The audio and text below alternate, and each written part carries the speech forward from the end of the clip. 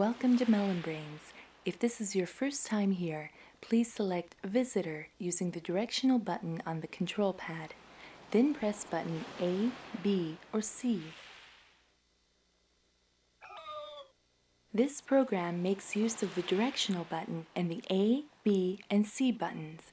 When you want to go forward to the next topic, the directional button moves the dolphin cursor to Next. Then press A, B, or C.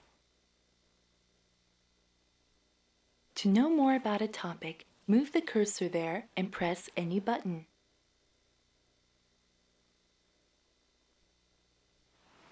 Melon Brain's main program is made up of these 7 chapters.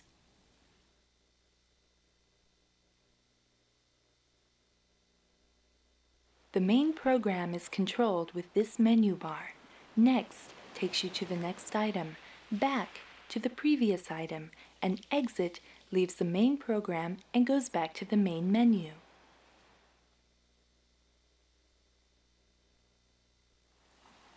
After you've viewed a topic, choose Exit to go to the previous selection menu.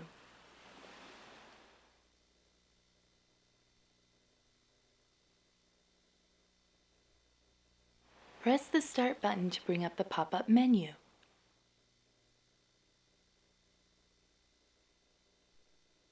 Now relax and enjoy Melon Brains.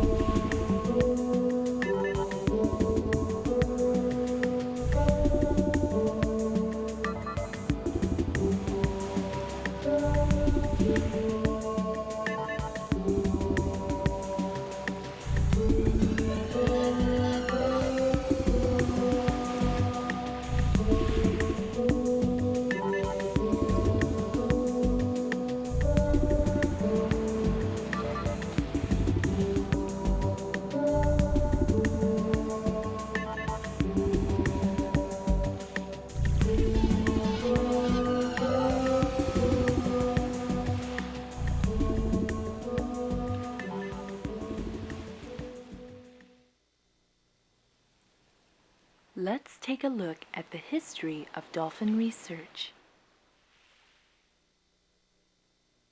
It's said that dolphin research started with the ancient Greeks. Aristotle identified the dolphin as an ocean-dwelling mammal. By the early 1700s, the English naturalist John Ray had dissected dolphins and found them to be intelligent creatures with brains about the size of man's. In 1938, the world's first aquarium opened in Florida, and with it, the start of captive breeding. From the 1950s, there has been research on dead and captive dolphins. There was a shift toward the study of wild dolphins, which broadened to include dolphin healing. Let's meet our researchers. Dr. Ken Norris, the leading dolphin researcher. John C. Lilly, researching interspecies communications. Dr. Paul Spong, the orca expert. Dr. Betsy Smith, exploring the power of animal healing. Dr. Denise Hertzing, studying wild dolphins. Dr. Horace Dobbs talks about dolphins and us. Dr. Lyle Watson, the distinguished life scientist. For more information, choose a researcher and press any button. Wow, who are those dolphins? And we began to work with them over the years, and the pages unfolded slowly, and we began to learn that we really were working with one of the higher orders of mammal.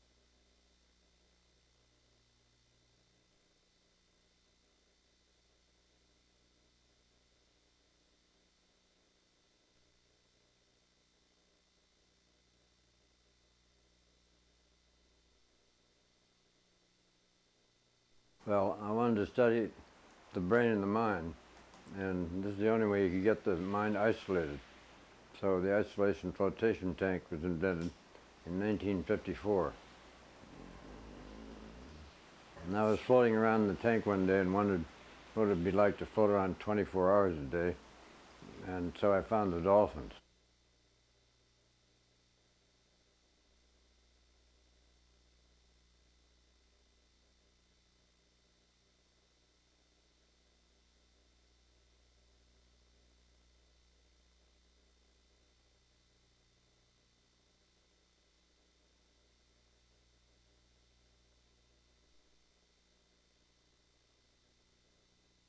I was intrigued by the fact that this dolphin that had done this had a brain as big as mine, as complex as mine, and if current evolutionary theory is correct, they've had them for 20 million years, longer than us.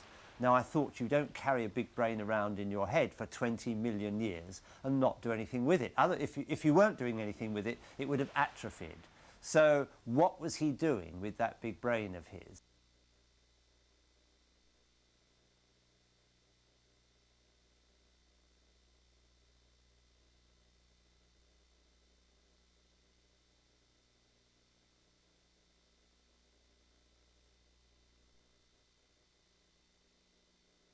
I did understand that this was an animal that possessed a huge brain, and very little was known about it. So I was immediately interested in finding out something about this animal and what it used its brain for.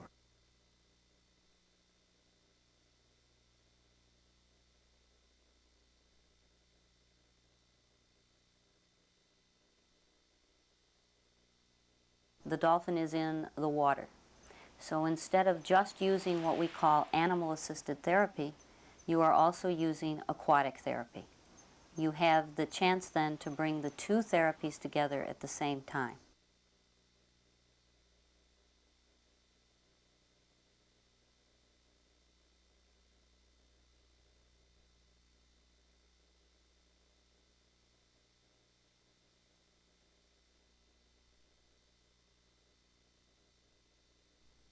In the early years of human dolphin studies, it was often a tendency for us to try to teach the dolphins English. The twist that those studies have taken now are more to either develop a mutual language that's perhaps more of a challenge to both of us, to both species, or to look at their language or their communication system and determine, is there something we can learn from the way they communicate with each other?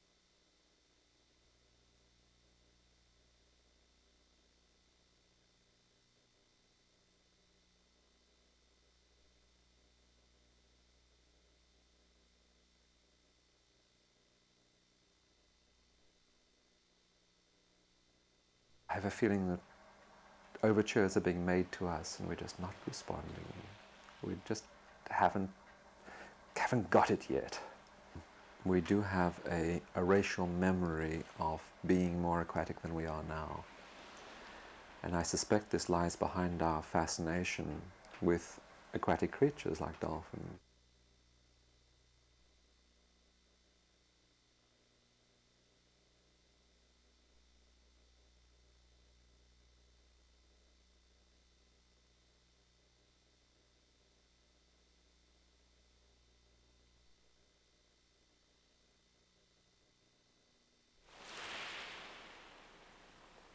Let's look into dolphin physiology.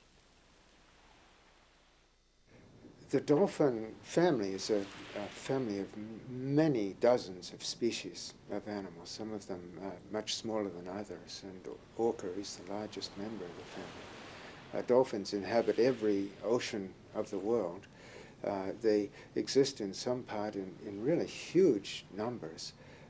Dolphin families can have literally thousands, or these dolphin groups, communities, I'm not really sure of the correct social term, can exist in many thousands of individual animals.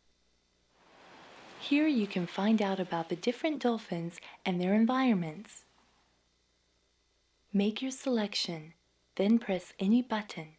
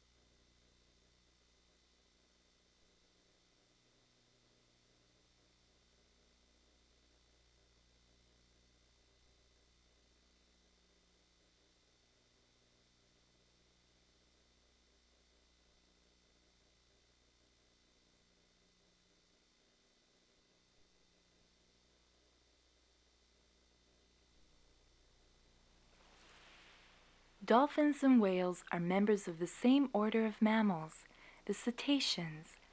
Their bodies have evolved in various ways to help them live better underwater. For instance, their streamlined shape, which makes them better swimmers, or their nose, which evolved into the blowhole located on the top of the head.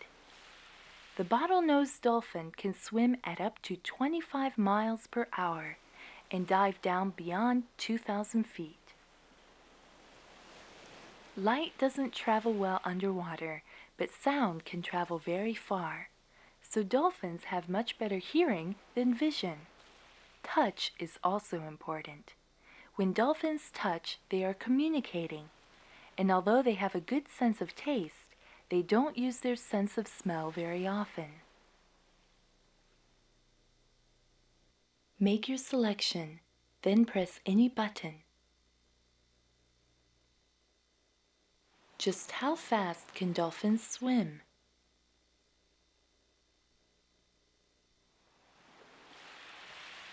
Most dolphins can swim up to 25 miles per hour, which is very fast. But the fastest of all is the orca, which can swim at an amazing 40 miles per hour.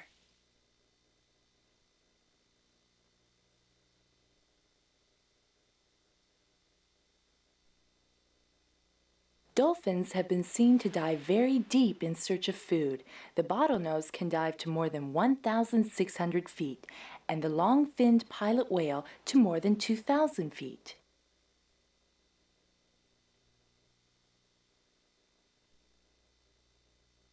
Opinion varies, but Dr. Norris says that dolphins sleep in close groups with their echolocation inactive and one eye kept open, the one facing the other dolphins. There is always one dolphin on guard duty to watch out for predators.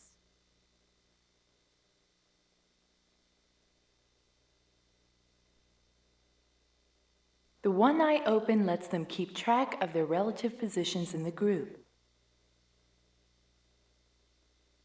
With the out-facing eye closed, they sleep about 4 hours. Then they regroup, close the other eye, and sleep for another 4 hours.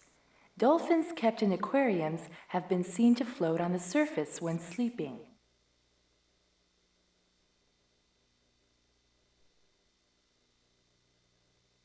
Well, dolphins have brains anatomically as large as ours and as complex as ours. We think that our higher levels of mental processing of data and the intellectual processes associated with the appreciation of music, etc., are associated with the cerebral cortex, the upper layer of the brain.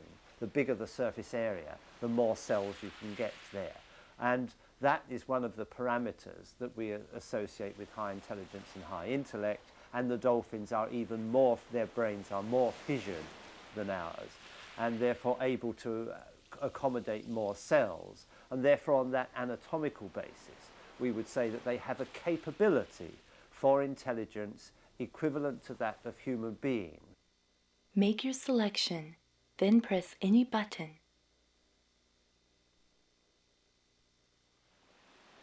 If we compare brain weights, whales have the heaviest brains, followed by elephants, dolphins, humans, and chimpanzees.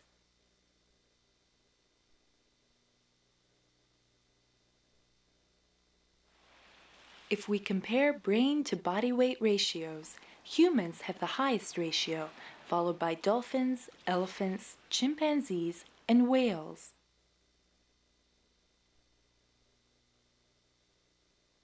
So I think being in the water stimulated all those things and probably developed brain complexity in cetaceans as it has in us. In the same way, it seems to me that the big brains of dolphins came about entirely because of their retreat to the sea or their aquatic move. They left land as fairly simple, brainy in the sense that a dog or a weasel is, but not bright in the way a dolphin is. So something must have pushed them into that, and I think it was being in the water that did it. It seems the evolutionary line runs from the land to a riverine situation and from there into the marine environment. Much has still to be discovered about the dolphin's evolution, but the ancestor of the modern dolphin is thought to date back about 20 million years. Let's find out what a dolphin's brain is really capable of.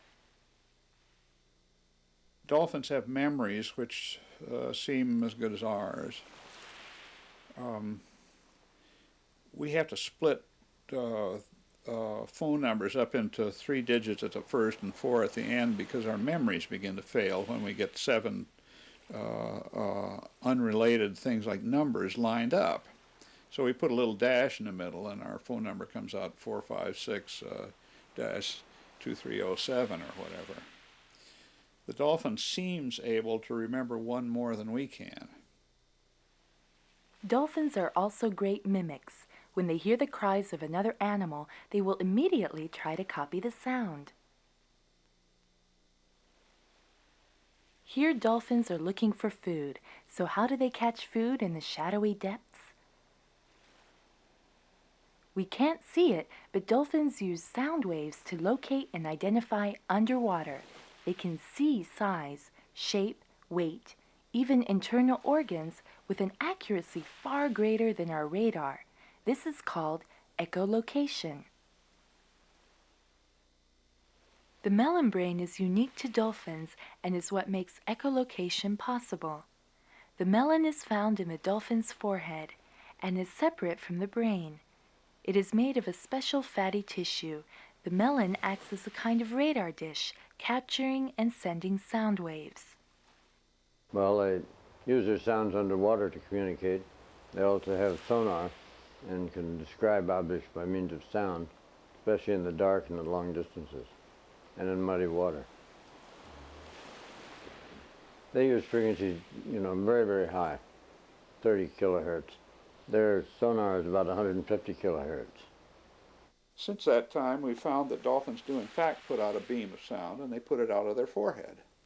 It comes out just like the light on a railroad train's headlamp that goes back and forth. And they in fact hear sounds mostly through their jaws, through the rear end of their jaws. They pick the sounds up. There's even some good evidence that if they open their mouths, they can actually hear them through the inside of their mouths, back in the corner of the jaw, and then this goes to either ear, depending on which side the sound hits. To produce sound, a valve below the blowhole is agitated by air expelled from the lungs.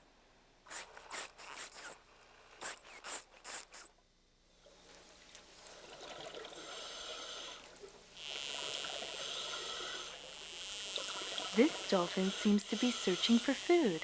Let's watch for a while.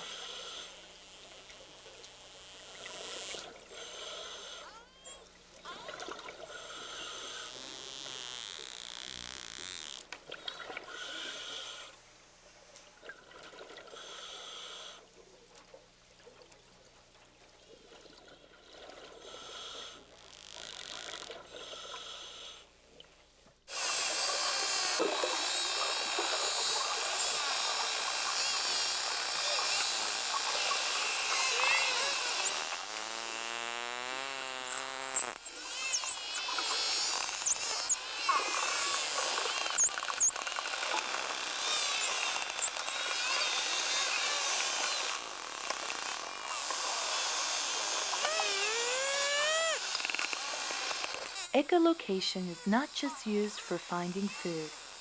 By sending a powerful sound burst at its prey, the dolphin can disorient the prey and make an easy kill.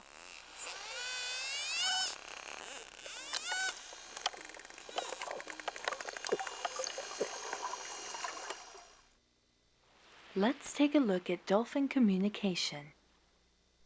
1, 2, 3, 4. Dolphins learning English? 1, 2, 3, 4, 5. John C. Lilly started the Janus Project in 1955. His aim was to learn the intelligence of dolphins and, if possible, teach them English or even learn the dolphins' language. Well, in the Virgin Islands, I had a dolphin pool and an isolation tank, and Margaret Howe was teaching Peter Dolphin English syllables, and he learned them pretty well. And then from that point, we went to Coconut Grove, where we were teaching Elvar and the same sort of things. And then we went from there to California and taught Joe and Rosie by means of a computer. Now a computer can use the higher frequencies. Dolphins speak at 10 times our frequency and 10 times as fast. So that the program Janus was founded in order to take advantage of that. Research in aquarium tanks went on until 1964. From the 1970s, research shifted to the study of dolphins in the wild.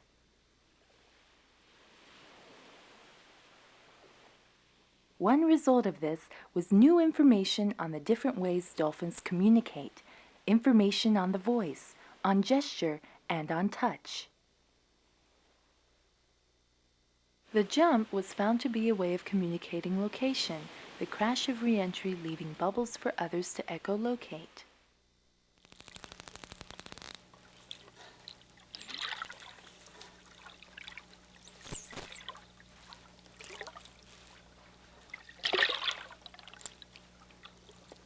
Here are some young dolphins at play.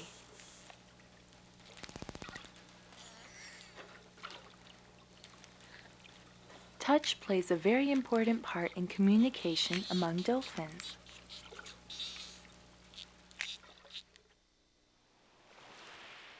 Rubbing is an expression of intimacy. Head to head is used to show anger and aggression, as is open-mouth confrontation or raking. Let's look more closely at vocal communications. When a dolphin sees someone it wants to talk to, it calls its name. The system is similar to telephone calling. Inside of a school, if one animal mimics the other, that phone line is open. Of course, everybody can listen in. It's a party line. But that's the way much of the school is organized. Here are 3 forms of communication used by Atlantic spotted dolphins. Please select an example. Make your selection, then press any button. We also use burst pulse sounds, which are another kind of social sound. And this is an example of a burst pulse sound. This happens to be a synchronized squawk. This is a group of males that are chasing, male spotteds that are chasing a bottlenose dolphin who happens to be an intruder in this case. And so they're coordinating their behavior, they're synchronizing their swimming, but they're also synchronizing their vocalizations. And it's a very powerful sound. As you can see, it's very white and bright, so it's very intense.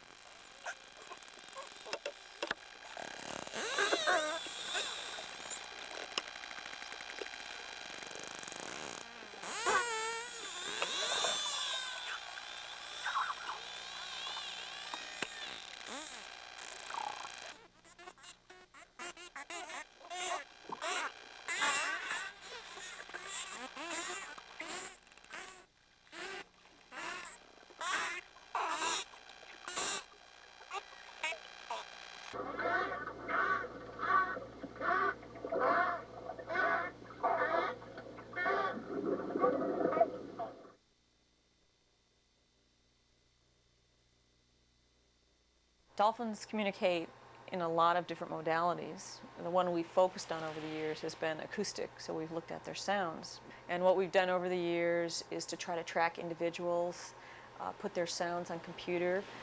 For example, here, we'll see some signature whistles of an individual we call White Patches. She's a young adult female that we've known. And they appear to use them both to express who they are. For example, a mother might make her signature whistle, and then her offspring recognizes that whistle and will reunite with the mother. Or in some cases, it might be another dolphin using that mother's signature whistle to initiate contact with her. So in essence, it possibly functions as a name.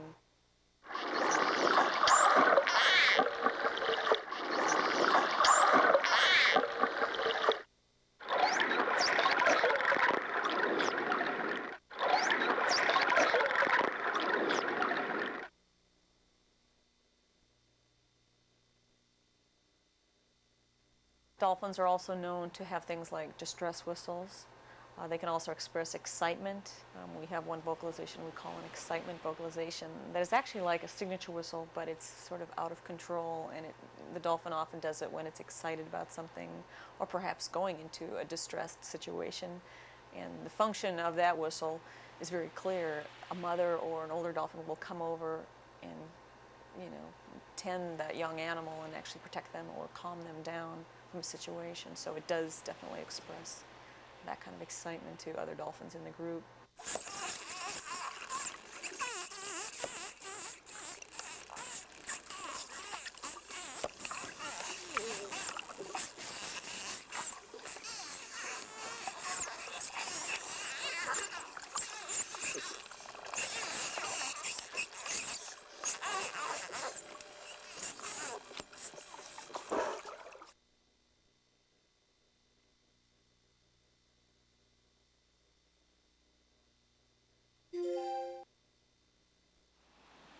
Here are some recordings of orca voices.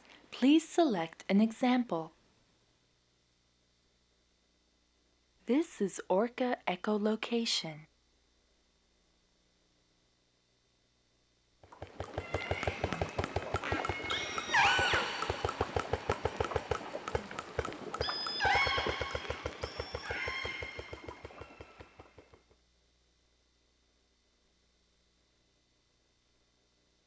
Orca from the same pod communicating.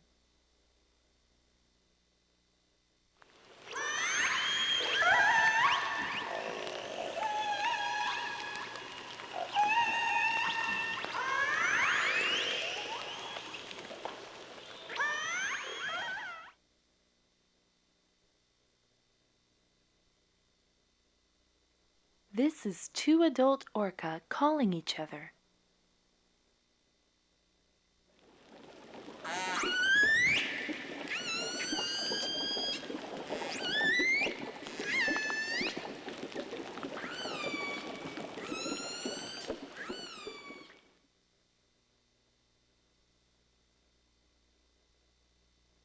A mother and child calling each other.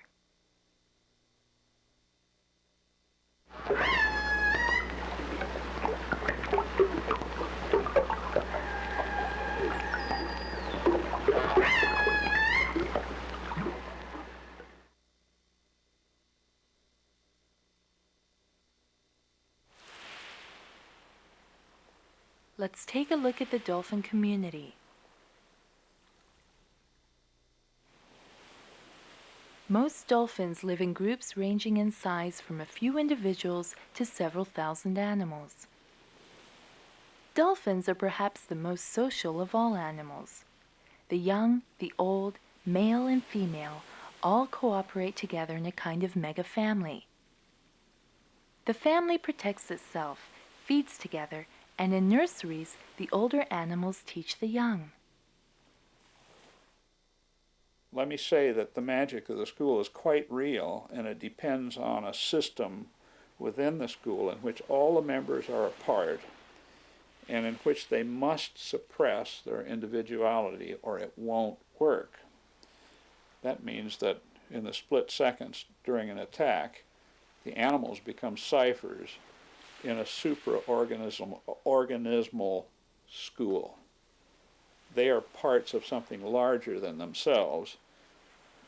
That's the essence of cooperation. They've given themselves over into that cooperative system to a degree that very few other animals on Earth have, I think. Within each pod are groups organized according to age. Let's look at this with the Atlantic spotted dolphin. Please choose from these different groups. Make your selection. then press any button. The males and females grow up differently. They all stay with their mothers till about 3 when she has another offspring. And then they form juvenile subgroups, often of the same gender. And this is where they learn to interact and behave like dolphins do as they get older. They may range anywhere from 10 to 20 miles a day. The area we cover is about 40 square miles. And these ranges can change with age. Sometimes we have dolphins that immigrate to different pods in the area. There's 2 other pods that we've been following that are sort of south and north of our main study area.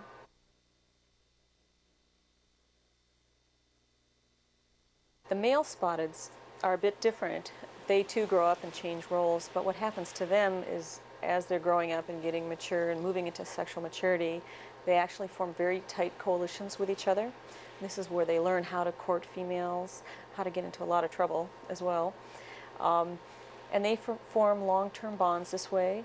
These bonds may last a lifetime, but they use these bonds to forge together, to move through different pods. We find the males range further and actually move to other pods, perhaps to breed and to avoid inbreeding in their natal group. One of the first things that we noticed with the females was that they would reach a certain age, about 9 or 10, and they would be moving into the age class and the degree of spotting that we would note as sexually mature. As they're getting to that age, they start taking on roles of babysitting younger dolphins in their group and taking those responsibilities, whereas a few years previous to that, they may have been babysat themselves. Shortly thereafter, in 1 or 2 years, they themselves are pregnant and having their own offspring. So in some ways, it's a training for them to become more responsible, for learning how to communicate urgency and things to younger members of their society.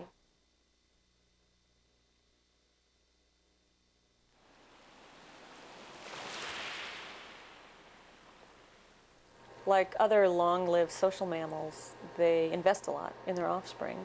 They have 1 offspring at a time, at least for the majority of the time that we know. They may spend 3 to 5 years tending that offspring. The young nurse, for up to that period, up to 3 to 5 years, they're certainly weaned and learn how to eat fish during that period of time.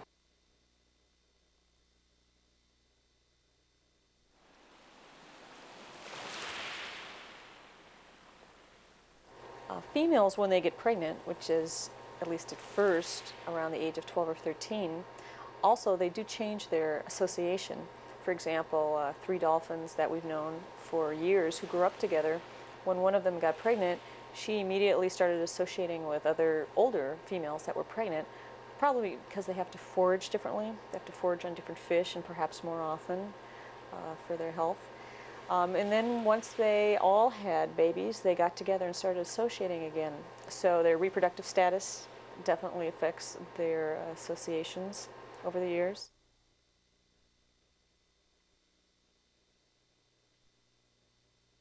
Make your selection, then press any button. For example, Dr. Norris told us that at one time, one of the 2 dolphins he was working with fell ill.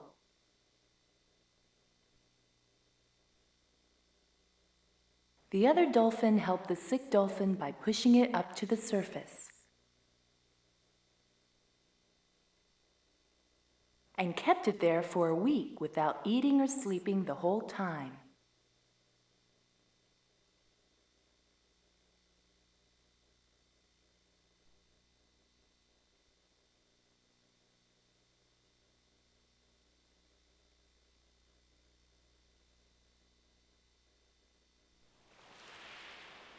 Let's take a rest. Make your selection.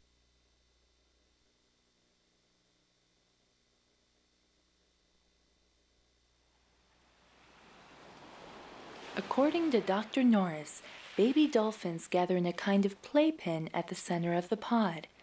Mother and child swim together there, and the dolphins learn behaviors in this formation.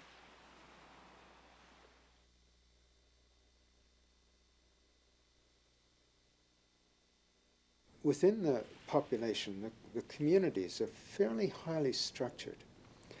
The northern resident community has 16 pods, and pods are very closely related groups of families, basically groups of sisters and their children, or cousins and their children.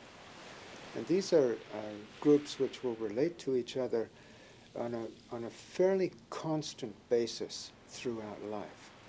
But within those pods, there are nuclear family groups, and we call them matrilineal groups, which consist of basically a mother and her children, and very possibly the mother's mother is also present. And these individuals in these nuclear families, these matrilineal groups, will stay together every day throughout their life.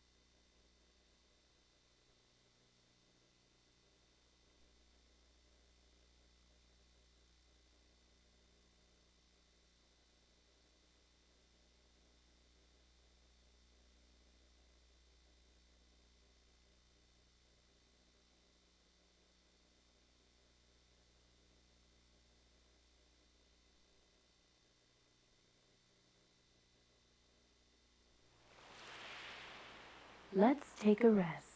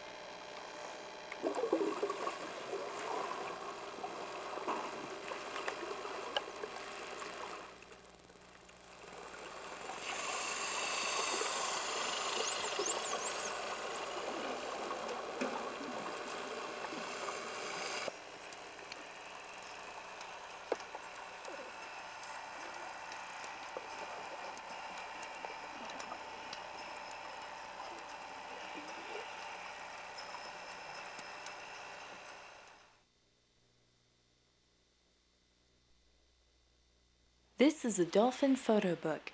The directional button turns the pages one at a time.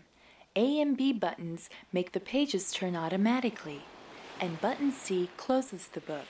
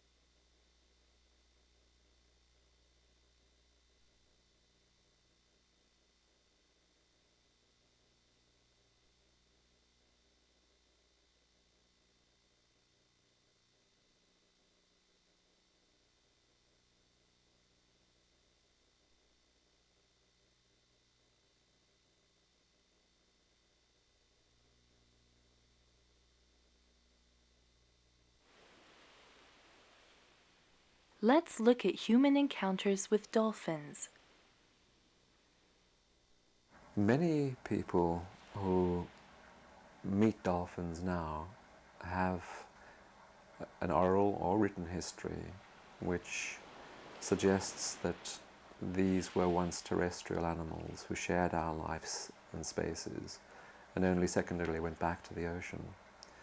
And I think that's a myth, and I use the word myth gently because I don't mean something that is untrue. I think it's a tribal memory is perhaps a better way of describing what this is. We share this awareness of dolphins because we follow the same pattern.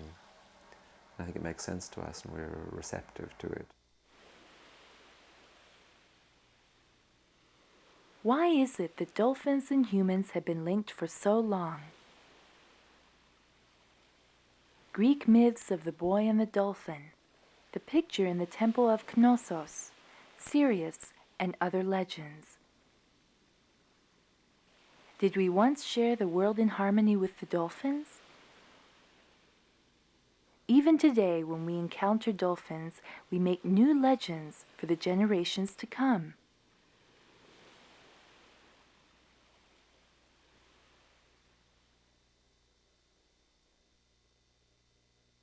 Make your selection, then press any button.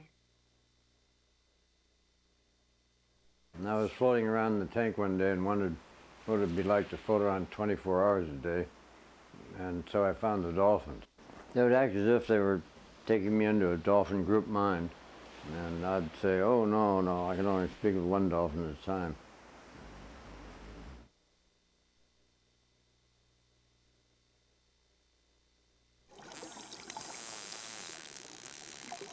Jojo is an Atlantic bottlenose dolphin who has been living around the Turks and Caicos Islands in the West Indies since around 1980. Dolphins normally live in groups, but some, like Jojo, become separated from their groups and make friends with humans. Known as hermit dolphins, only 30 or 40 have been recorded around the world. Jojo is not a tame dolphin.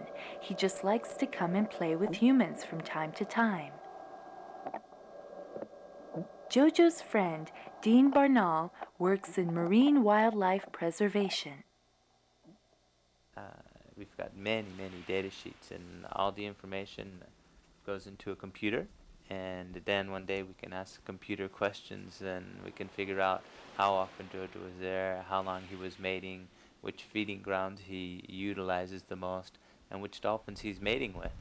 So we might even be able to come up with some substantial evidence to prove maybe if Jojo has a calf or not one day, if he sires a female dolphin by the name of Socrates or Jacqueline, and perhaps we'll see a baby Jojo one day, and we'll also know where he goes when he grows up. Jojo has become an important symbol for marine wildlife preservation and for the Turks and Caicos Islands.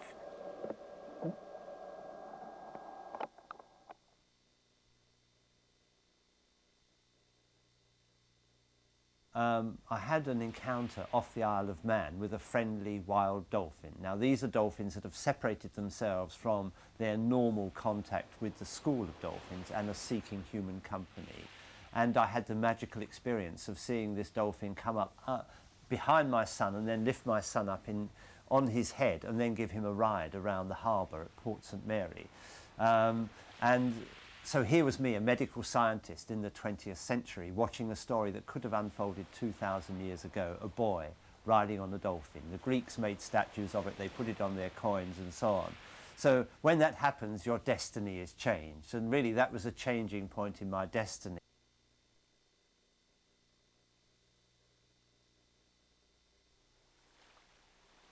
Let's look at the healing powers of dolphins. I was working with another friendly dolphin off the coast of Wales, and I mentioned this. I was making a television film called Bewitched by a Dolphin, and I mentioned this in the hotel where we were all staying, and a lady came up to me and said, would I take her father out to see the dolphin? She said, he's a chronic depressive. He hasn't worked for 12 years. And so we took this man called Bill Bowell out to see the dolphin.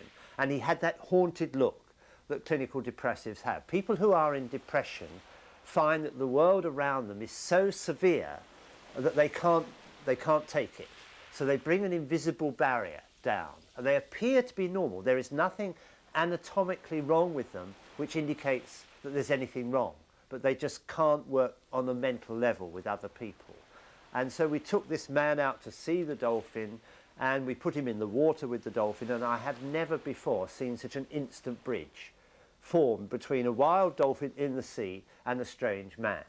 And there was something happening. We could see it there, and his wife, who was in the boat, saw it as well. And when we pulled Bill out of the water, eventually, his wife started to cry, and she said, I've just seen a trace of the Bill that I lost 12 years ago.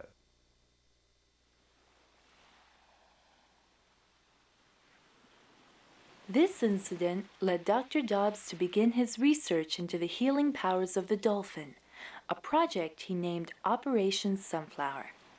It was well known that the dolphins' echolocation allowed them to see not only the exterior of target animals, but also the internal organs and their condition.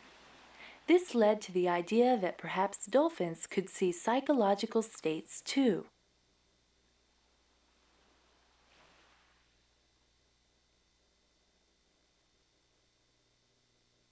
When a dolphin comes towards you and when a dolphin sounds you, you can feel it through your body. Some people feel it more than others, and it's like getting this blast through your whole system, and it tingles, and people get a sense of well-being, a whole feeling of well-being. It's very similar to getting an ultrasound treatment in the doctor's office. If you have sore muscles, sometimes doctors will give you ultrasound treatments for it. This is like your whole body getting an ultrasound treatment. And sometimes in the wild, if a pod, 3 or 4 dolphins can come at you at once and zap you all at the same time as they sound out your body. And you just tingle, and you come out of the water and you just feel great. You just had this whole dolphin massage all through your system. I found that people were changed by encounters with dolphins. They were not necessarily cured by these people. In other words, if you have a mental illness, I think you don't change a person who is an anorexic into a big, fat, cuddly, roly-poly person. But what you do is you enable them to come to terms with it. And I think that the way in which the dolphins are effecting this help, and I won't call it a cure, but is that they actually trigger a mechanism that we have inside us which enables us to repair ourselves, to bring ourselves back into balance. There is still much research to do on the healing powers of animals, and already there are people who have made false or misleading claims. One of the reasons is that the dolphin can then display all of his natural behaviors, which are curiosity, playfulness, interest in other beings. And all of these things then the dolphin brings to the therapy situation. And in the open sea, he can do this naturally, he can do this because of his choice. And this is very important to me, that we not exploit the dolphin, that we not misuse the dolphin, that we meet the dolphin on his own terms, in his own place. Make your selection, then press any button.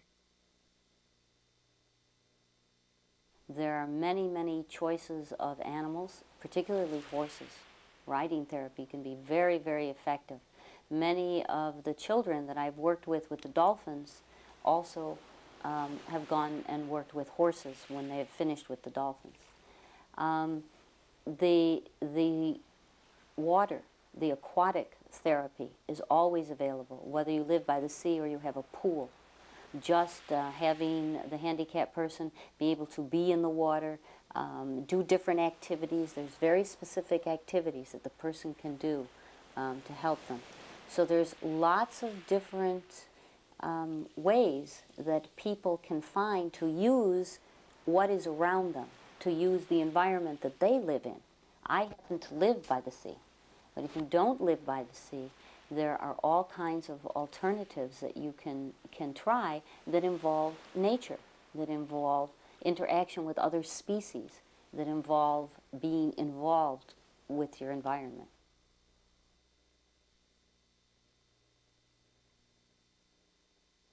And that is many people, many therapists, many healers who really know nothing about the dolphin itself, only think about it in a dream or a fantasy way, get involved in exploiting the dolphin by taking people to aquariums, to places where dolphins are kept as prisoners for profit. And then they, in turn, have begun to charge people for this activity and calling it healing, when this is just not the case. This isn't what is going on. And so because they have misinformation about working with dolphins and doing therapy with dolphins, they can do a great deal of harm, not only to people but to the dolphin as well.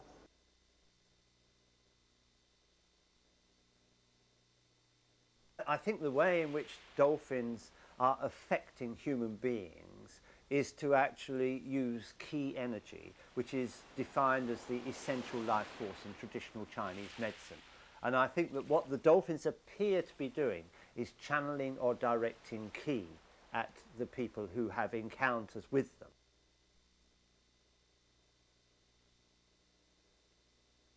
I think that the end product is the release of endomorphines, very much like the drugs I used to work on. The endomorphines are naturally generated morphine-like substances which make people feel happy, amongst other things. And I think that although the mechanism may not be clear, the end product is probably the release of endomorphines into the brain, and that of course gives us a feeling of happiness, of joy, and that's what that's how the dolphins are working.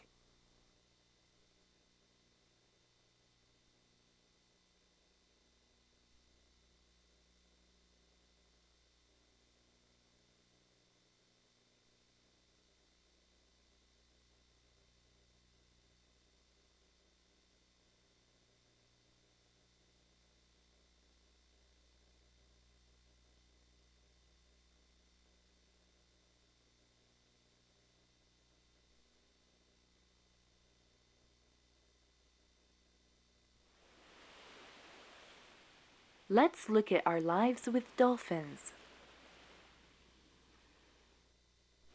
This is an edited version of a film about the release of a dolphin from an aquarium in Brazil. I used to train the television star Flipper, but for the last 23 years, I've been working to release captive dolphins back into the wild. This rescue would put all of my skills to the test. Ironically, the Brazilians also named their dolphin Flipper. He's a trained performer and had moments where he related well to me, but nearly 10 years in this tank have taken their toll. Flipper shows signs of serious depression. His snout was scarred from battering his head against the tank. His eyes were burning and shut from the chemically laced and filthy tank water. I wish you could smell it. It's absolutely putrid. See, it's black. Flipper was close to death. An angel appeared. A WISPA benefactor enabled us to rent a private helicopter and bypass military red tape. I stayed focused on our effort, but couldn't help think about Flipper. It must have been confusing for him to be pulled from his tank. Dozens of hands, loud voices, pressing crowds, chaos. Flipper was taken to a carefully prepared ocean enclosure close to a large wild dolphin community. For the first time in nearly 10 years, Flipper would feel the rhythm of the tides where the healing process could begin. We had to move quickly. But I questioned, what did he have left? I took a deep breath and looked for a sign that he was ready for the weeks of hard work ahead. When a dolphin gives up, it doesn't eat. Would Flipper accept his first fish? But after a few weeks, he caught his first live fish in 10 years and turned up his snout at anything that didn't swim. His wild instincts were beginning to return. This is behavior we never saw in captivity. Flipper's actually playing and having a good time. The fact that these wild dolphins come here every day is a big advantage because they do stop here and he goes up to the fence and something's happening.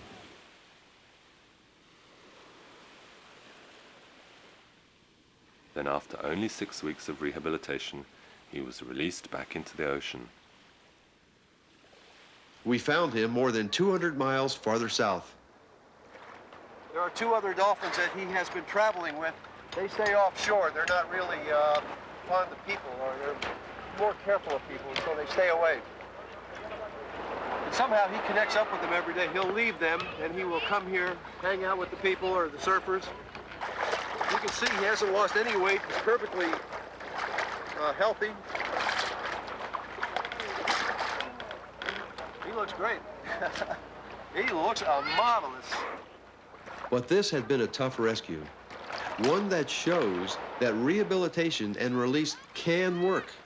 Of the nearly 1,000 dolphins in captivity worldwide, many can be set free. I know not everyone agrees with me, so there are battles ahead of us. But for the moment, seeing Flipper as he should be, visiting us on his own terms, healthy and in his natural surroundings, gives me hope for the others. Rick Cobarry and his friends continue their work worldwide. Dolphins and humans' most intense relationship involves fish. Because of man's dependence on fishing, dolphins are increasingly seen as rivals for rapidly depleting fish stocks. Many fishermen see dolphins as nothing but pests.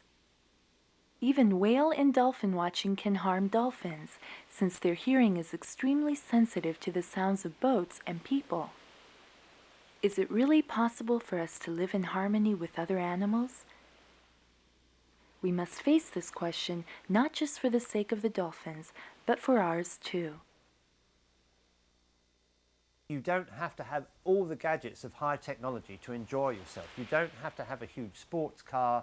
You don't have to have lots and lots of mechanical things, because we're being driven by market forces. Market forces keep telling us that we must, even jogging, which you would think would be they now sell jogging gear. You can spend a lot of money buying special shoes and all of those. All you need to do is to actually get out there and run, you know, in your bare feet with no clothes on, and actually enjoy yourself jogging. But I think, so what they're saying to us is, look, you can have fun without having lots of complex things around you. And of course, once you've learnt to do that, you can then start to relate to a tree. In human relationships, even in love relationships, we always have certain expectations and certain needs that we want met. When a person and the dolphin meet in the sea, the dolphin wants nothing from us. He has no other needs to be met other than just to play and care for us and give us his unconditional love. The love he gives us comes without any strings, without any conditions attached.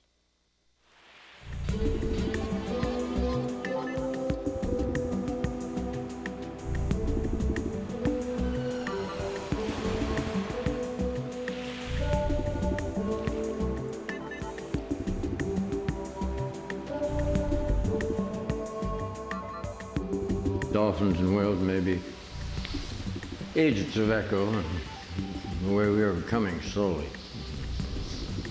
But you have to believe all this.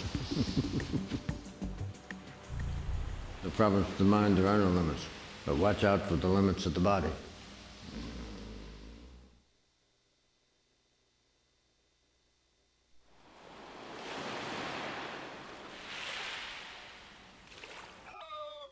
This program makes use of the direct.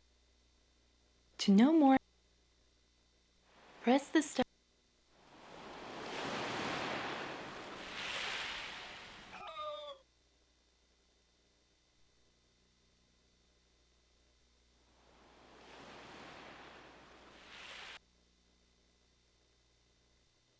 This golden dolphin roof ornament is found in China and Japan.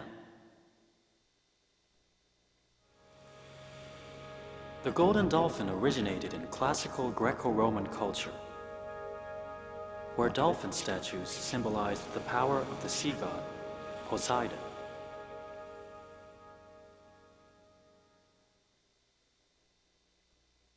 The cult found its way to China, where the dolphin, symbolizing the water god, was thought to protect buildings against fire.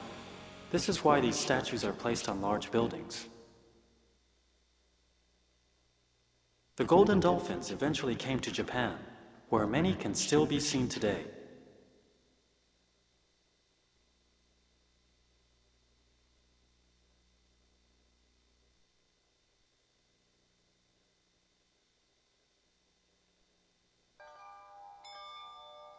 Sirius is the brightest star and shines down on us from the northern sky as if watching over us at night.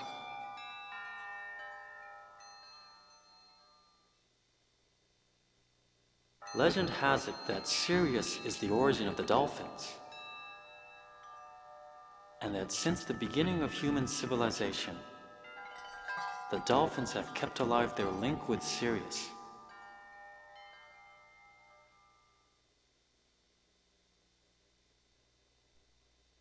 From ancient Egypt, there are stories of beings that resemble dolphins coming down to earth. The Egyptian goddess Isis is also said to have come down from Sirius.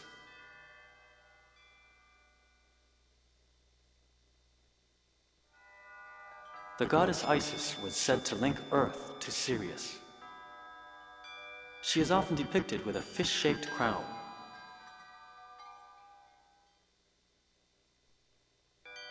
The pyramids were built.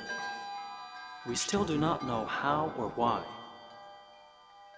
but their links with outer space are many and visible.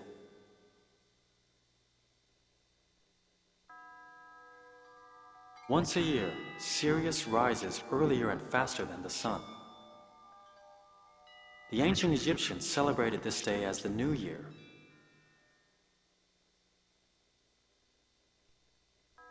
The pyramids were designed so that the New Year's light from Sirius would strike evenly on each surface.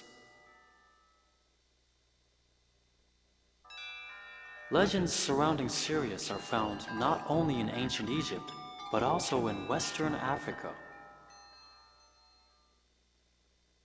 In Western Africa, the Dogon people have a legend in which the Nomo, fish-shaped entities with blue skin, brought civilization down to earth from Sirius.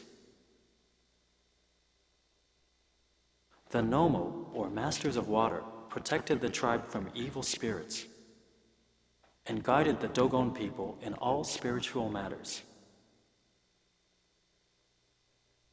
The Dogon were also astronomers and calculated the path of Sirius through the sky. It was only recently that modern science proved the exactness of their ancient wall paintings. How did they do it?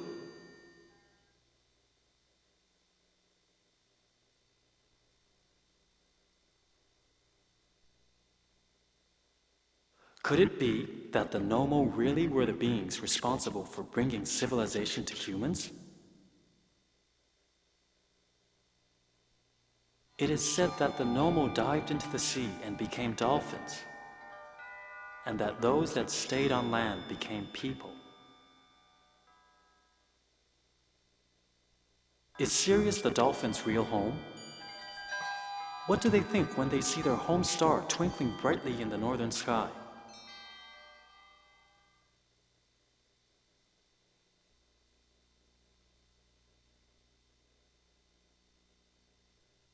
In the great Minoan civilization of Bronze Age Crete, the dolphin was held in awe as a symbol of the creature that accompanied the souls of the dead to the afterlife.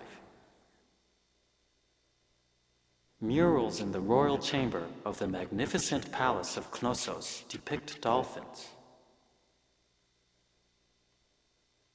The ancient Greeks believed the sun god Apollo transformed himself into a dolphin to save a ship from sinking. A shrine was built at Delphi in honor of Apollo and of the dolphins. Delphi was one of the three most important temples of ancient Greece. The Delphic oracle passed messages from the gods through Pythia, the priestess of Apollo. The temple of Delphi was attended to by monarchs and the masses alike. The root of the word dolphin and of Delphi is the Greek word delphinius, which means the womb or the origin of all things.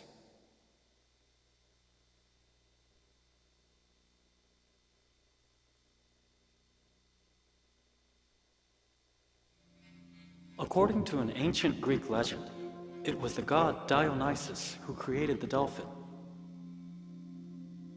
Dionysus was aboard a boat, disguised as a man, when pirates attacked him, not knowing who he really was.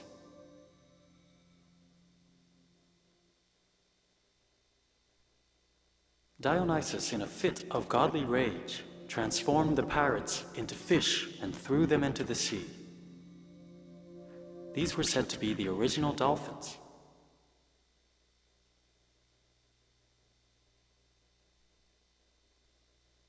Parts of this story were painted on the Dionysus cup.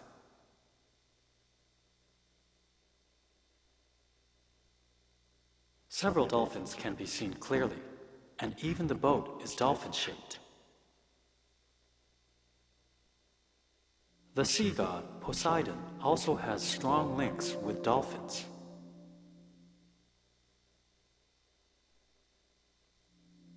Poseidon was in search of a wife, and the dolphins found the beautiful Amphitrite in a grotto at the bottom of the sea.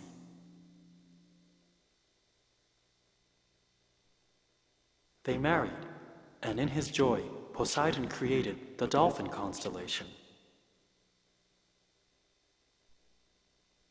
Poseidon and Amphitrite's son, Triton, had the upper body of a human and the tail of a fish. One of Triton's symbols is the conch shell.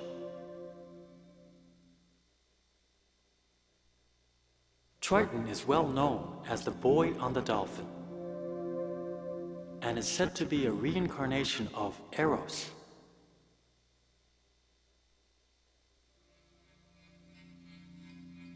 There are many stories from ancient Greece of dolphins saving people.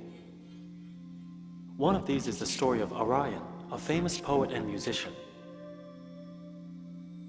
One day he was attacked by pirates, and in order to escape, he jumped overboard, where he was saved and brought to shore by a dolphin.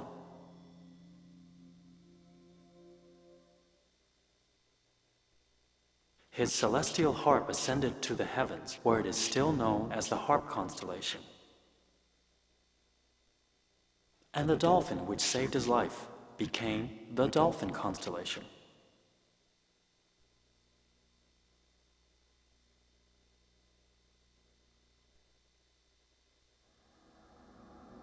Since the beginning of time, crystals have been known to contain a mysterious power, and were thought to hold all the knowledge of the universe. People who held the key to this power could gain superhuman strength and universal knowledge.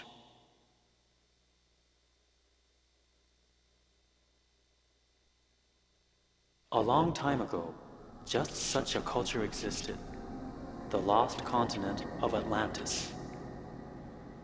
The people of Atlantis had unlocked the secrets of the power of crystals, but even today, their culture remains clouded in mystery.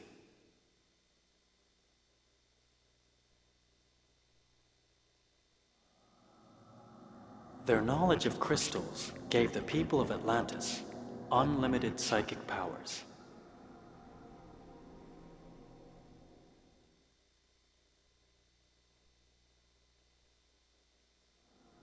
The dolphins were the guardians of Atlantis. They were, and perhaps still are, the crystal keepers.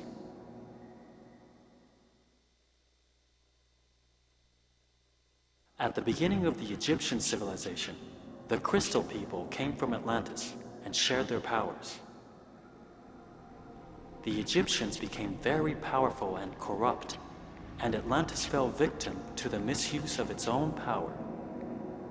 The Egyptian civilization eventually collapsed, and Atlantis disappeared into the ocean.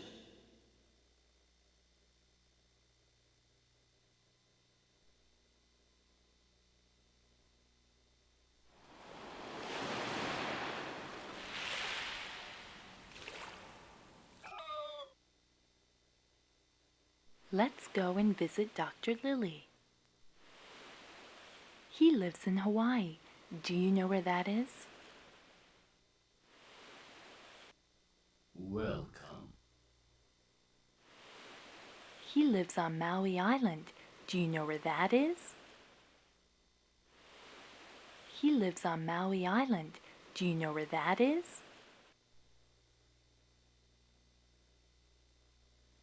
Let's take a look around and chat with Dr. Lilly.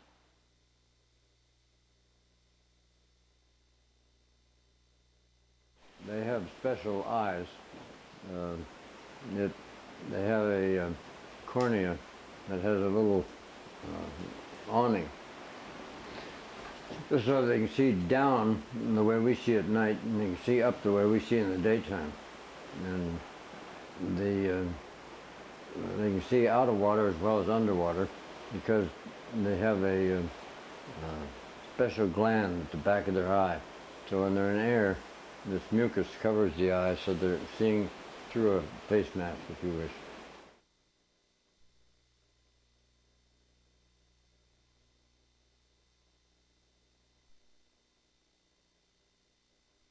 How can we experience cetacean intelligence? Get in the water with the dolphins.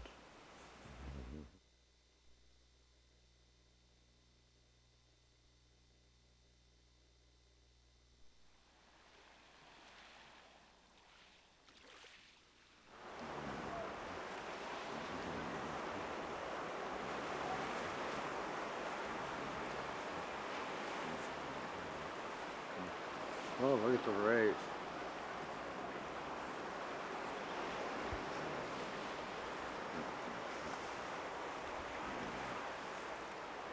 Hi.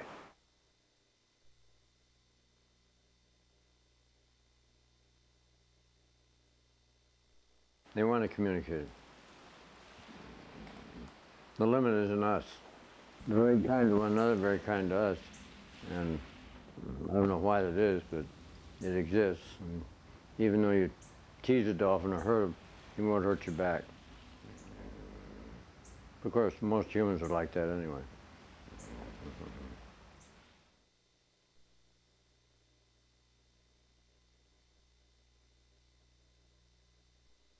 The Earth Coexistence Control Office, ECHO, that seems to be running things.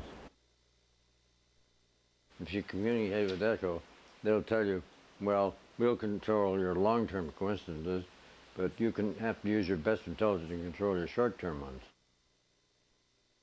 And your job on this planet is to find out how we do that. And when you find that out, you can leave the planet and you don't have to come back. But cosmic love is absolutely ruthless. It's going to teach you whether you like it or not.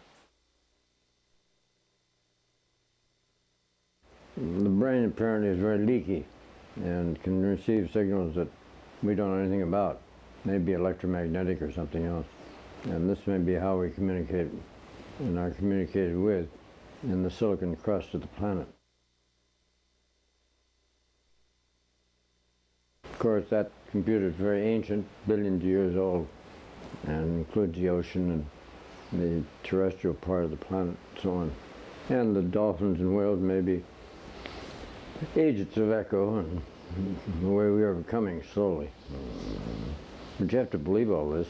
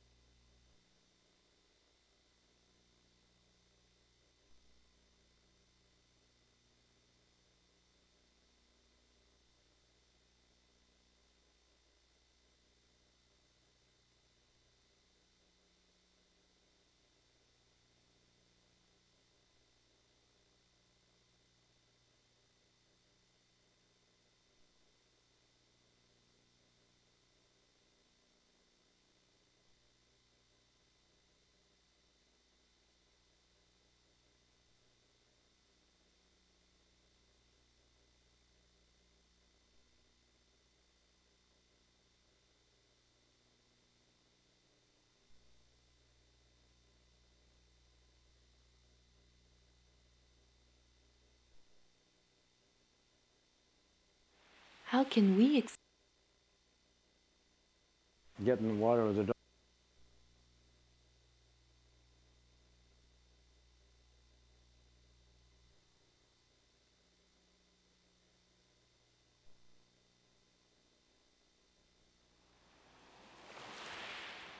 The Janus Project was started in 1955 by Dr. Lilly and his friends. The following text is the revised project report, containing 117 pages in all.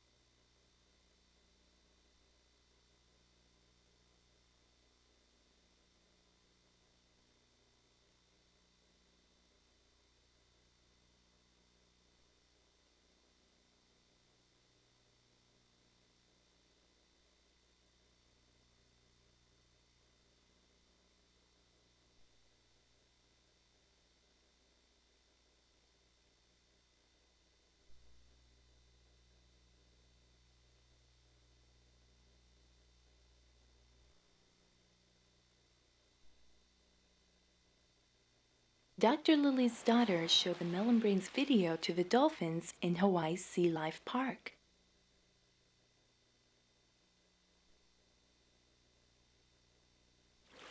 She is researching dolphin communications and talks to dolphins using a computer.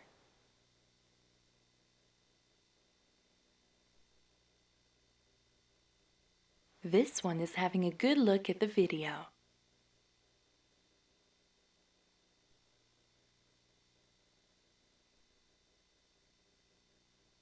Another dolphin has come to join in watching.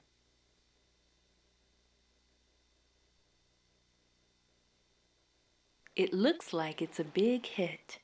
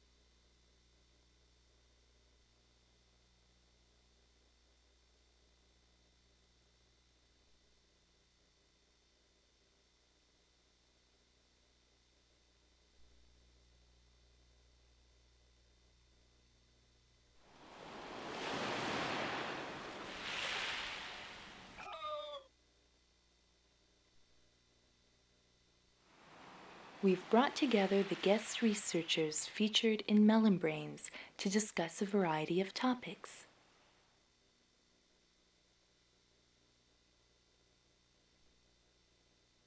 If you'd like to hear their messages, make your selection, then press any button. Gaia is a very huge biological organism. The atmosphere and the oceans are all interactive, and they'll maintain themselves in spite of industry or anything else. Remember Hiroshima and Nagasaki? Well, those are the last times that atomic energy was used to destroy people. Carl Sagan, the well-known astrophysicist, announced on a public television show that he didn't think we were going to have nuclear winter as a consequence of atomic warfare because humans were too intelligent for that, and we'd abolish slavery and various other things as we gradually evolved. So I think that the dolphins have faith in our ability to evolve, and they're hoping to communicate sometime with us and further evolve us, help of our evolution, in spite of our DNA. I think we're living through a time when our distance, the distance between humans and animals, is disappearing. And I hope it does. I hope people really understand that we're on the world with animals that, but for some usually very modest things, separate us from them.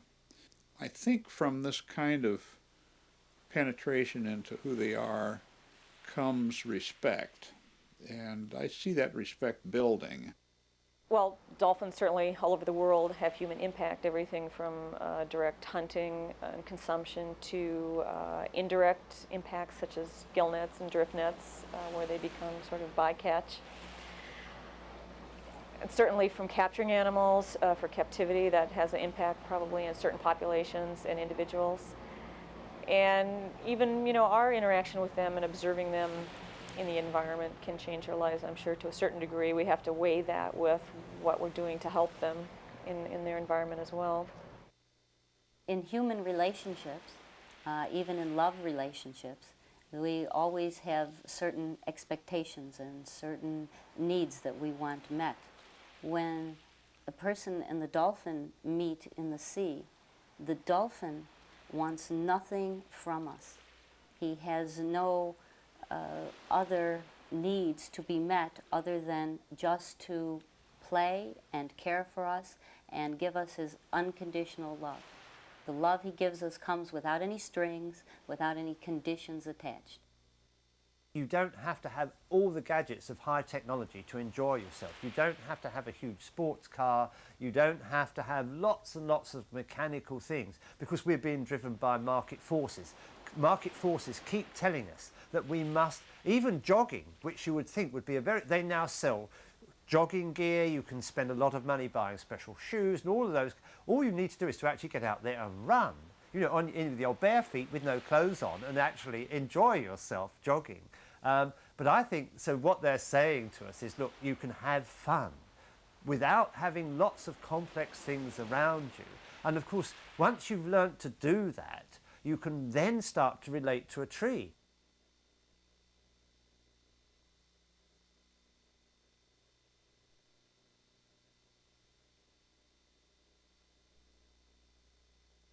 Here are some opinions about aquariums. Make your selection. I think no cetacean can be happy in captivity, no matter how well designed the tank is. And I would rather that we had a moratorium on taking any wild cetaceans into captivity at all. And yet, I have to recognize that the few who have appeared in captivity have touched millions of human lives. It's a sacrifice which may, in the cost balance account of our affairs with cetaceans, come out to their advantage in the end. But I think it's something that should be very strictly controlled if it's allowed to go on at all, and that we should have 5 or 6 really good such centres scattered around the world instead of 600 bad ones. Orca and the other whales and dolphins are acoustic animals, primarily acoustic animals. They live in a rich world of sound. And when you take them out of that world and put them into these tiny concrete tanks, you're really shutting them off from the very essence of the natural world that they depend on. And what you're doing really is subjecting them to what we call sensory deprivation or perceptual deprivation. And we know that's harmful. Many people nowadays feel that dolphins shouldn't be taken from the wild anymore, that there are plenty of animals in captivity, and there's breeding in captivity, which should allow for a certain amount of the industry of captive dolphins and even research and education to a certain extent. But I think we know a lot about dolphins that we didn't know enough to realize that. They have families and long-term associations, and that's a tough ethical question. The oceanic animals, like the spinner dolphins and some of the others, often have trouble with captivity because of the simple thing that they've never had restrictions around them before. The spinners do come into shallow water and they do see rocks and all this sort of thing, but some of the other species really, certainly some of their populations, never do. And they really become three-dimensional animals, and it becomes very difficult for them to maneuver and do the things of their life inside of four walls. Each dolphin has what we call a signature whistle. A signature whistle. In other words, each dolphin has his own name, and there are no two alike in the world. So when you remove a dolphin from the pod, you have removed that being with a name and an identity from the group. As though I were to come into your house and you all have your own individual names, and each one of your children has a name, and I've decided that that child would be very good in a zoo. And I come in and I grab that child, and you never ever see or hear from it again. I understood that no one is ever in control of a dolphin. Okay? The dolphins are absolute free spirits, and that's what they're meant to be. And the only way you can control a dolphin is to break his spirit, is to deprive him of food, and is to reduce him to less than he is. Aquariums have many critics and face many problems. We asked Teruo Kataoka, director of the Toba Aquarium in Mie, Japan, for his side of the story.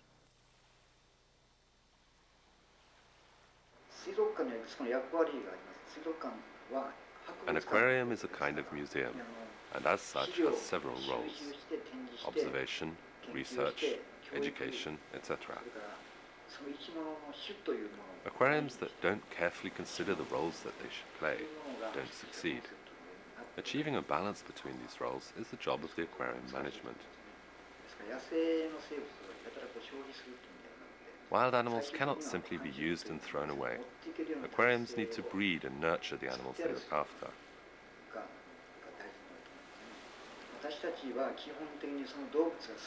Aquariums that simply put on shows and collect money will come under heavier and heavier criticism, and frankly serve no purpose.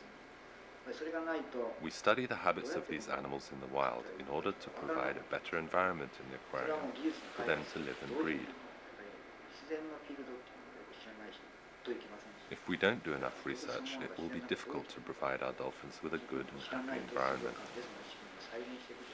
To protect the environment, we must not only consider a single species, but the entire ecosystem.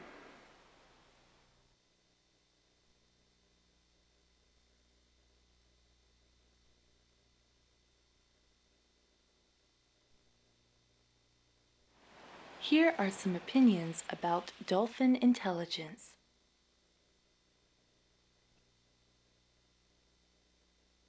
They've therefore developed their brain, their intellectual capacity, in a totally different way. And I think the way in which they've done it is what we would now might call a spiritual way.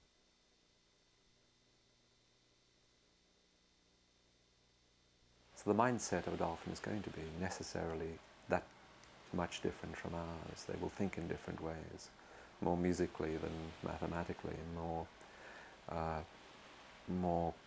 much more right brain than left brain, much more intuitive than intellectual, much more musical than logical.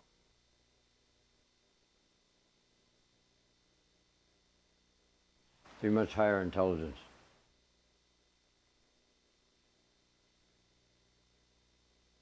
To compare intelligence among species is, to me, not a very good idea. That intelligence for one species may not be intelligence for another.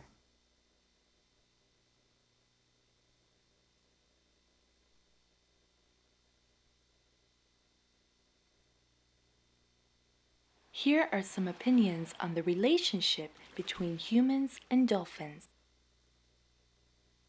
Make your selection, then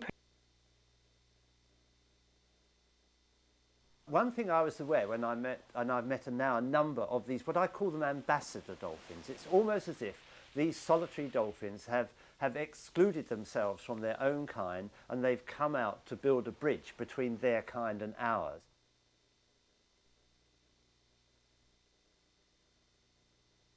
And it's real easy to think that all dolphins want to communicate with people, but that's not true. Many dolphins would just as soon go about their lives and live their lives, and that's probably the best thing we can do for them if that's what they want to do.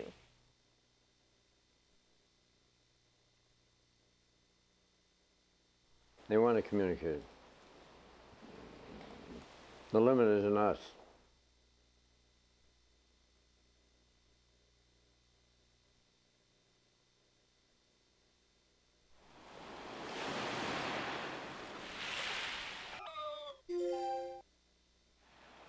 Here are some questions commonly asked about dolphins.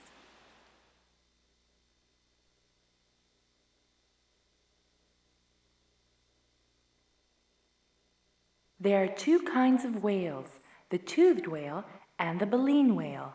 Dolphins are the smaller toothed whales.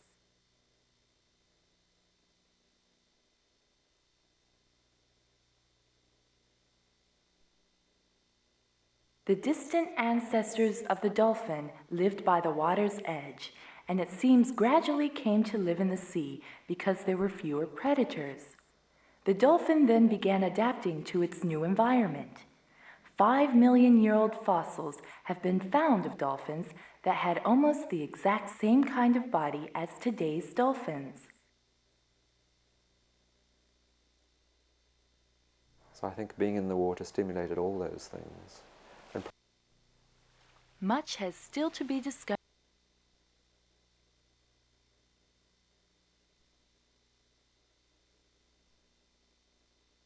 Though their sense of smell is not what it once was, and apart from their amazing echolocation capability, their senses of sight, taste, and hearing are similar to ours.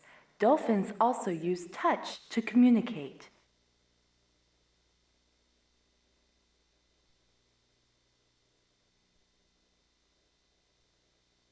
Their ears are small holes just behind their eyes.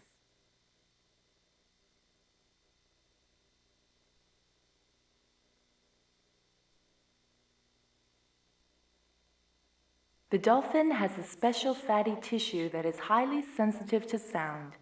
This is found in an area in the forehead known as the melon brain, and in channels running through the jawbone. Sound is picked up by this tissue and passes through the jawbone to the middle ear, where it is processed and passed on to the brain.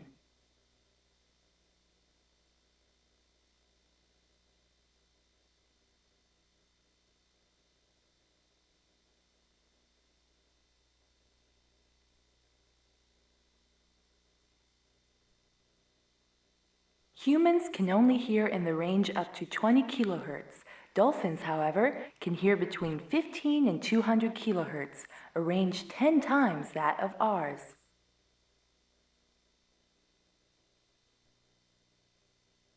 Sound travels farther in cold water. Water is cooler in the ocean depths than near the surface. Here there are channels where dolphins can pick up sounds from up to 6 miles away.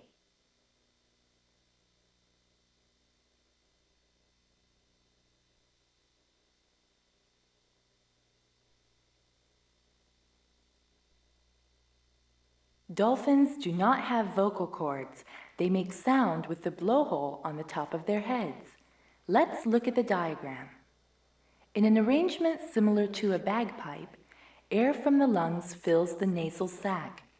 Air pressure builds in the sac, and air is forced out via a valve which vibrates as the air leaves the nasal sac.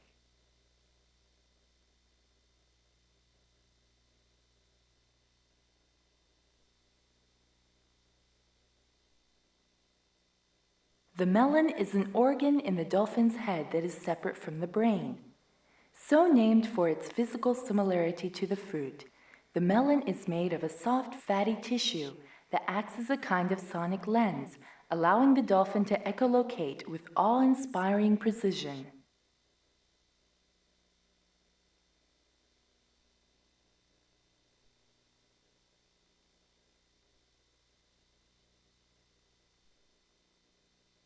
Dolphins get water from the blood and other fluids of their prey. When there is no food available, they produce a chemical that stops their throats from getting dry.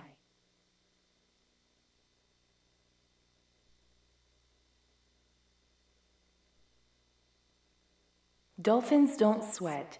When a dolphin gets hot, it uses its fins, where there are many blood vessels, to dissipate the heat.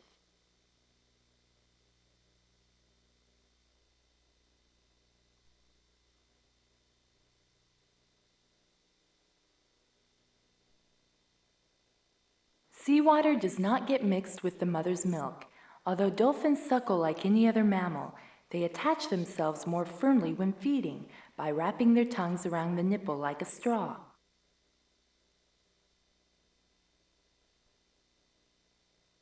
The baby dolphin can take in a large amount of milk in one mouthful, and so takes less time feeding.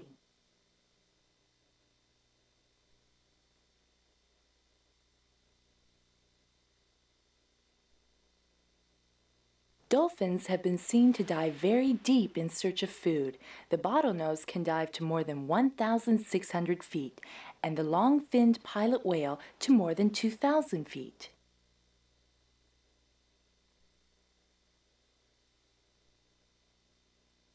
Most dolphins can swim up to 25 miles per hour, which is very fast, but the outright champion is the orca, which can swim at an astonishing 40 miles per hour.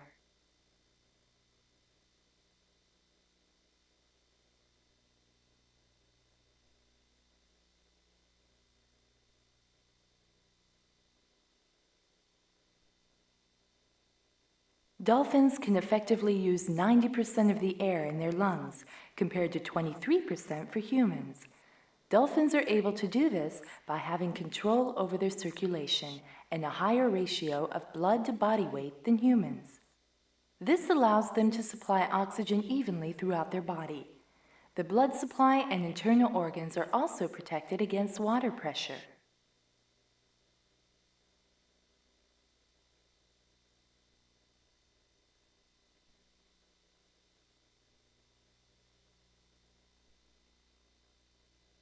Opinion varies, but Dr. Norris says that dolphins sleep in close groups with their echolocation inactive and one eye kept open, the one facing the other dolphins.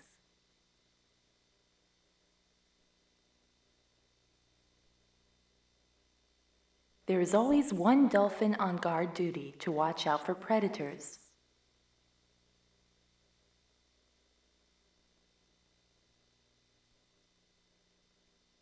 The one eye open lets them keep track of their relative positions in the group.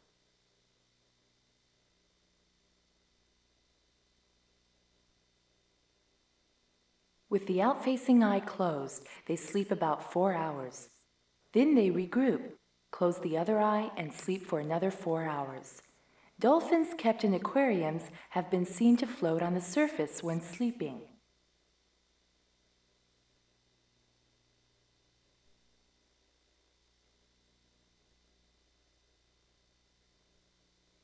According to Dr. Norris, the spinner dolphin's spiraling jump is a way of marking the boundaries of the pod, which can be stretched out over a mile in any direction. As the pod moves, about 1/3 of its members are spinning. The impact of the spinning dolphin on the water leaves a trail of bubbles that other dolphins can recognize using their echolocation. Dolphins sometimes do low skipping jumps when they are traveling at high speed.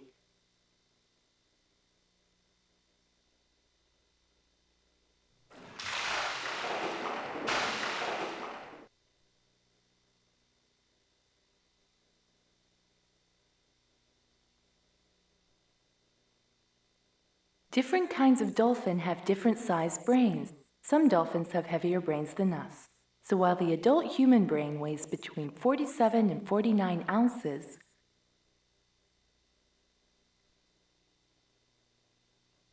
the brain of the beluga, or white dolphin, weighs about 66 ounces, and the bottlenose dolphin's brain about 63 ounces.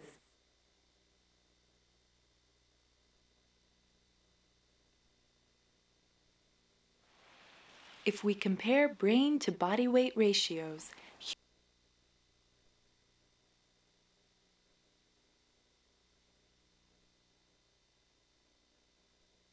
orcas and Atlantic spotted dolphins in particular form very strong relationships with their mothers and with others of the same sex. These relationships can last a whole lifetime.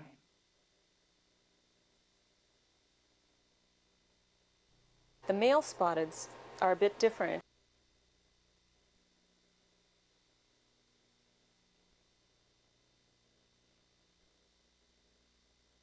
In general, only one baby dolphin is born at a time. The chance of a multiple birth is less than 1%, about the same as humans.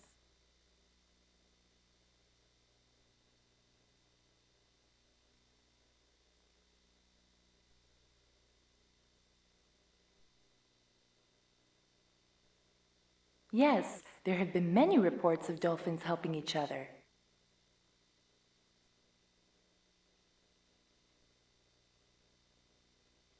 For example, Dr. Norris told us that at one time, one of the two dolphins he was working with fell ill.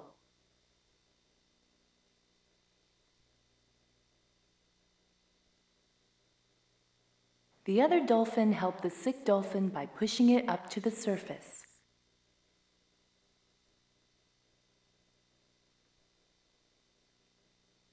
And kept it there for a week without eating or sleeping the whole time.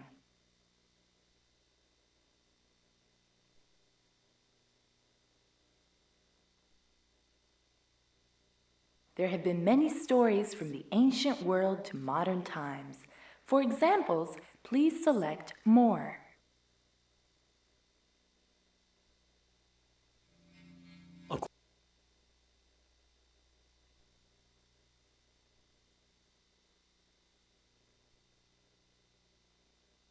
This depends on the species. The Dall's porpoise lives about 15 years, while the orca and long-finned pilot whale can live up to 60 years.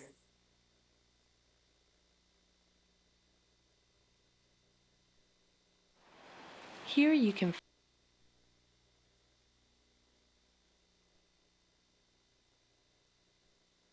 Since the early days of dolphin research, there was much work done in attempts to prove this. However, there is still no scientific proof.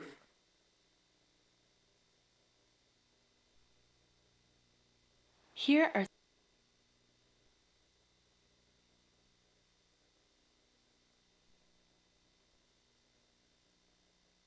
the American marine biologist Louis Harmon showed that dolphins can understand certain word sequences.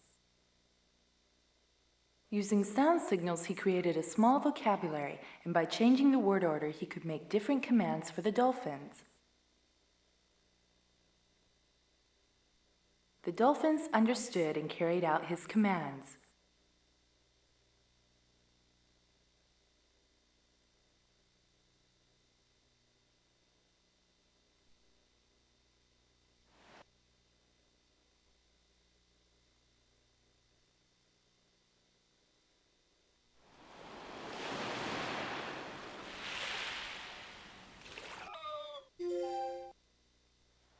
Here you can access topics using a text index or by selecting a picture icon. For more information, make your selection, then press any button. Please choose any picture you would like to see.